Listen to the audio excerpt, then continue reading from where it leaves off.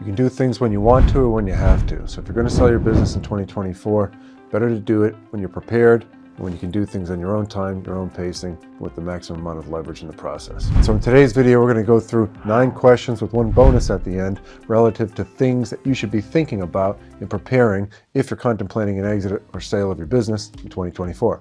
So categorically, these are going to largely be in 3 main buckets: people, process, and product and services. So within the people category, the 3 questions you really want to have an answer to is: 1, do you have an organizational chart? And what we mean by that is there a chart, a framework, delineating or illustrating all of the people within your company? What do they do? What are their roles and responsibilities? Second question is, are there any single points of failure? And what that means is, are there any employees that if they walk out the door, the machine of the business stops working? The answer to that should obviously be no, but something to think about. Lastly, within the people category, what's your next hire? What are your next series of hires? So as the business scales, as the business grows, who would you hire next? What jobs, tasks, responsibilities would that person incur? And who would be after that? And after that shows obviously an understanding of what the future growth of the company is, which we'll head back to in another category.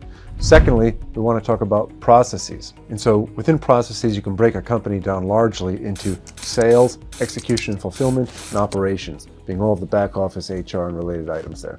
And so primary question within processes is, are each of these functions within the company run like a machine?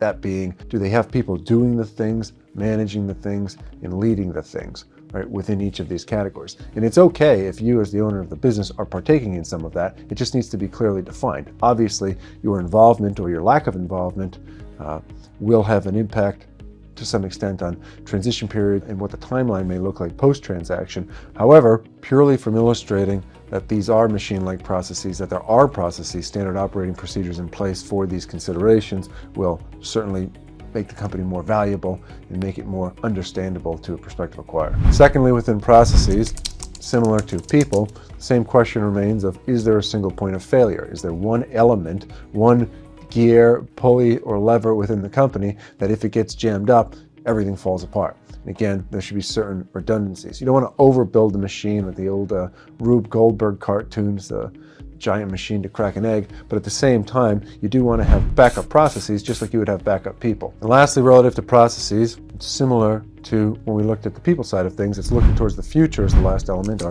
what are the future optimizations, enhancements, accelerations that are planned to be implemented into the processes. Sometimes people think that when they're selling a business, everything has to be perfect and fully optimized with no growth or future trajectory in front of it. But in reality, the optimal way to show a company when you're selling it is that look at all the things that have been done up to this point, and then look at all of the things that are still yet to be done, right? Because businesses have seasons. If you think of a business, then some can last far longer, but if you thought of a business as 100 years, if you've been running it for 30 years, then there's seasons beyond it. So obviously it makes a great deal of sense to talk about what's been established, all of the hard work, what's been developed over all of these years, but also having that eye towards the future. And so from a process standpoint, what operational efficiencies, optimizations, or accelerations are readily available and planned for the future of the business. Lastly, we want to talk about product, service, offering. So again, if you have the people, the processes, ultimately that all comes together to provide a service, product, or offering to the client base. And so the first question there is, what is your edge? Durable competitive advantage or competitive moat as you're going out there. What we mean by that is, what does your product, service, or offering do? What are its capabilities? What is its access that is superior, that is unique? Why you ultimately have power of pricing, why you ultimately do not have to provide your service or offering just at the pure lowest, cheapest dollar amount, right? Any validation, substantiation about how you can price your product, service, or offering, not purely on just trying to be the cheapest, think of that as your edge. Why is it special? Why do people like you more than anybody else? Why do they like your product, your service, your offering? What's that durable competitive edge? Secondly is know your audience. And so we say an audience, you think of a niche and a sub-niche, right? We provide a service to this profession, particularly scenarios where the people need this or need to solve this pain point. We provide a product that does this thing in this industry to avoid people from having to do X, right? And so it can be a positive. Yes, we do a thing that's wonderful that people love. Oftentimes when you think of your audience, you should really be drilling down into who you are helping avoid problems, who are you helping in taking away pain. Those tend to be the stickiest things, and when you're defining an audience, you can almost reverse engineer it in that way. And lastly, again, as we did in the other two categories, within product, service, or offering. You want to know what are the growth drivers, what are the catalysts towards future growth. Again, all of the wonderful things that have taken place up to this point, all of the wonderful things that are going to take place post-transaction and onward, and to the extent you can create that blueprint, as we have with people, as we have with processes, but from a product, service, offering standpoint as to why there's going to be further market penetration, why there's going to be a refresh of the product that people are going to love, why there's going to just be ongoing growth, it all helps in preparing the business for a sale. And so to summarize these categories of people, process, product, service, or offering, all of it really comes down to telling people where the company has been, telling people why the company has been successful, and telling people where the business is headed. Lastly, one secret or one tip that we want to incorporate into every process is understand your why. And this goes beyond the people, process, product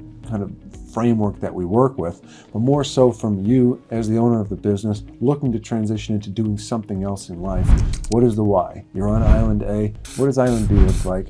Why is it that you want to be there? What are the goals? And so that ultimately you have all of these things summarized, prepared to exit the business, as well as a clear perception to yourself as to what the next mission in life is, what the next objectives are, and what the next chapter or season is going to be. So that's a thought for today. If you want to prepare your business in 2024 to sell or exit, these are the things, these are the questions, these are the answers, these are the things to contemplate. Hope the week's off to a good start for everyone. Keep pushing forward. God bless. We'll see everyone next time.